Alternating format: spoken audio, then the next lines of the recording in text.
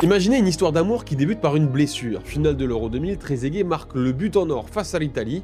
Cruel pour tout un pays, mais pas rédhibitoire parce que c'est aussi cet été-là que Trezeguet signe à la Juve.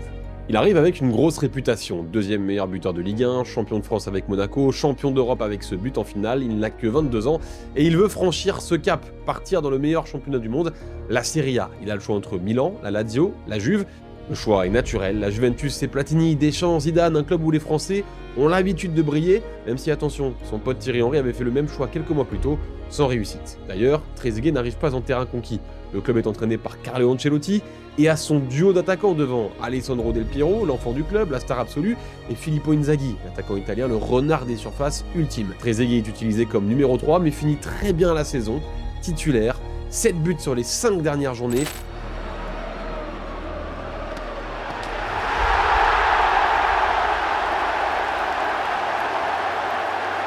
L'été suivant, nouveau cycle. Inzaghi part à Milan, Zidane au Real, Lippi débarque, Pavel Nedved aussi, et Trezeguet va tout casser. Meilleur buteur de Serie A, 24 buts, et champion d'Italie à l'issue d'un scénario de fou.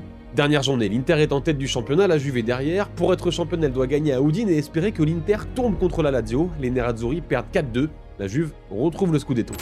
Questo è il fischio di Rodomonti e se tutto all'Olimpico è rimasto così e cederei al volo la linea all'Olimpico, la Juventus è campione d'Italia, 26 volte Juventus campione d'Italia.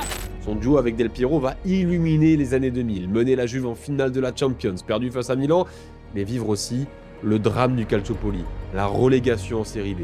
Trezeguet fait d'ailleurs partie de ces joueurs qui resteront à la Juve, ce qui va l'installer un peu plus dans l'histoire de ce club et qui montre aussi son amour pour cette équipe. Quand la Juve revient en Serie A, Trezeguet prouve qu'il n'est pas fini. En 2007-2008, il marque 20 buts en championnat, sa dernière très grosse saison. Les blessures lui gâcheront ensuite la fin de son aventure et le club va entrer dans une période un peu moins glorieuse. Son héritage est immense. Quand il quitte la Juventus en 2010, il aura passé 10 ans là-bas avec une trace énorme, 2 titres de champion d'Italie validés, 171 buts en 320 matchs. C'est le meilleur buteur étranger de l'histoire. Et cette légende du championnat italien va aussi entretenir son histoire avec la sélection en manquant son tir au but face à la Nazionale en finale de la Coupe du Monde en 2006, comme si le pays qui l'avait fait pleurer avec un but en or lui rendait 6 ans plus tard une partie de cette douleur. La preuve surtout que le lien est éternel entre Trezeguet et l'Italie. Alors si tu veux revivre ce moment tragique de la carrière de Trezeguet, tu peux retrouver gratuitement sur DAZN via le catalogue FIFA+, l'épisode Almost Hero qui revient sur ce tir au but manqué en finale de la Coupe du Monde 2006.